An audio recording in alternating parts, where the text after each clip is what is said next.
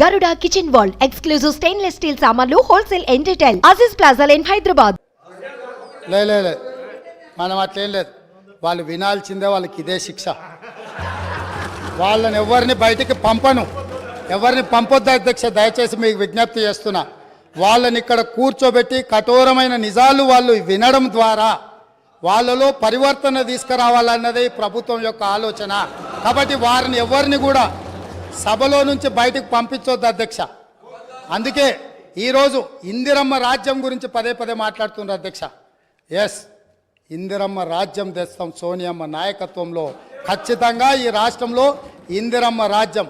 ఇందిరమ్మ రాజ్యం అంటే పేదలకి ఇందిరమ్మ ఇండ్లు ఇస్తాం, భూమి లేని దళితుల గిరిజనులకు అసైన్మెంట్ భూములు ఇస్తాం, పోడు భూముల పట్టాలు ఇస్తాం, పేదలు చదువుకునే విద్యార్థులకు ఫీజు రియంబర్స్మెంట్ ఇస్తాం, వైద్యం అందించలేని నిరుపేదలకు ప్రాణాలు పోతుంటే కుటుంబ సభ్యులుగా ఆదరించి రాజీవ్ ఆరోగ్యశ్రీ పథకాన్ని అందుబాటులోకి తీసుకొస్తాం. ఇందిరమ్మ రాజ్యం అంటే మైనారిటీలకు సచార్ కమిటీ నివేదిక ప్రకారం దళితులతో సమానంగా వాళ్ళు ఇబ్బందులను ఎదుర్కొంటున్నారంటే మైనారిటీలకు 4% రిజర్వేషన్ ఇస్తాం అధ్యక్ష.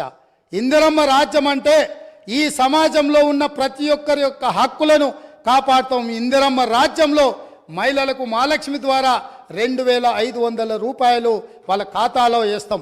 500 రూపాయలకే సిలిండర్ వాళ్ళకి ఇస్తాం. అదేవిధంగా ఇందిరమ్మ రాజ్యంలో వాళ్లకు ఉచితంగా బస్సులో ప్రయాణం చేసే అవకాశాన్ని కల్పిస్తాం. ఇంకా చాలా విషయాలు ఇందిరమ్మ రాజ్యం గురించి చెప్పాల్సిన ఉన్నాయి, అవి చివరిలో చెప్తా అధ్యక్ష.